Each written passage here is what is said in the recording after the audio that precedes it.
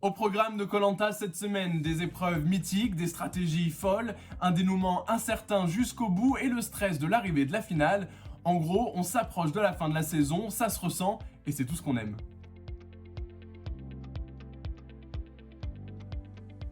« 25 ans et demi, c'est l'âge moyen des demi-finalistes de cette saison. Le plus jeune, c'est Loïc, il a 20 ans, et la plus vieille, c'est Alexandra, qui n'en a que 32. La semaine dernière, Fabrice est parti après une épreuve éliminatoire, mais on lui a bien fait comprendre que quoi qu'il arrivait, avec son grand âge, il aurait été éliminé prochainement. C'est incroyable. À 54 ans, t'as pas à rougir.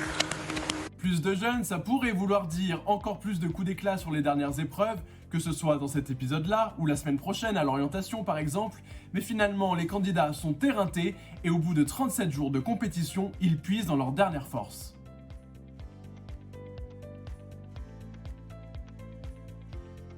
Pour ce 13e épisode, la production nous a préparé un menu best-of des meilleures épreuves, le tir à l'arc et le jeu de l'équilibre sur l'eau avec le labyrinthe à l'aveugle.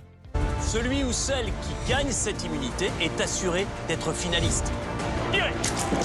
Deux épreuves mythiques donc, avec une petite préférence pour le tir à l'arc, parce qu'en plus d'être bon, il faut être stratège en cassant les flèches de ses concurrents, et comme d'habitude, ça pourrait totalement changer le cours du jeu.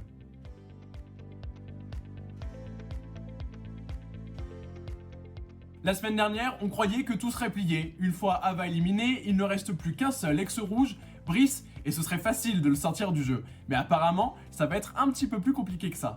Le Creusois va se démener, tout tenter pour se sauver. Avec Brice, on a plus de chances d'aller loin. Alors Lola a-t-elle fait une erreur en annonçant à presque tout le monde qu'elle détenait un collier d'immunité? Est-ce que Brice va réussir à sauver ses fesses? On aura la réponse à toutes ces questions, mais à la fin de l'épisode.